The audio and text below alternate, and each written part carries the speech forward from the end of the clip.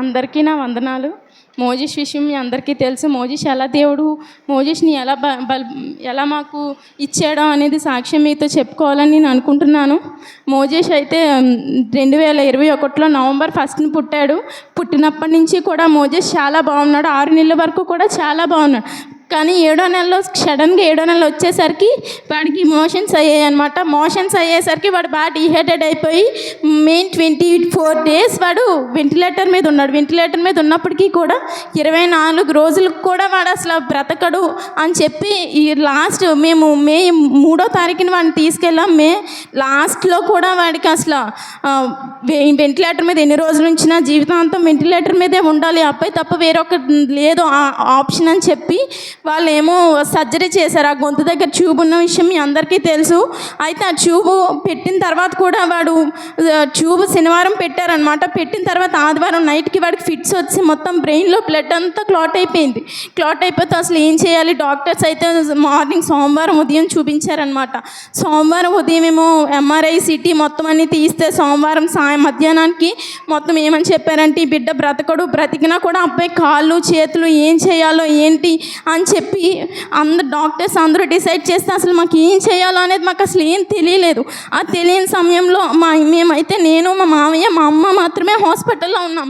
ఆ టైంలో మా తాతయ్య గారు మా అమ్మమ్మని కూడా మేము పిలిచామన్నమాట. అంటే వాళ్ళ ఇంటి దగ్గరే చెప్పకపోతే అక్కడ చెప్తే భయపడతారేమో అన్న ఉద్దేశం మీద మేము వాళ్ళని వైజాగ్ రమ్మని చెప్పాము. చెప్పేసరికి వాళ్ళు వచ్చారు. వచ్చిన తర్వాత ఇలా బ్రెయిన్లో బ్లడ్ క్లాట్ అయిందంట, ఆ అబ్బాయి బ్రతకడంట అనేసరికి ఫస్ట్ నువ్వు బిడ్డను కోల్పోయావమ్మా, మళ్ళీ రెండోసారి బిడ్డను కోల్పోయావా అని చెప్పి అడిగారు. అంటే నాకు అసలు చేసి నేను ఏం చేయాలో నాకు అసలు అర్థం కాలేదు.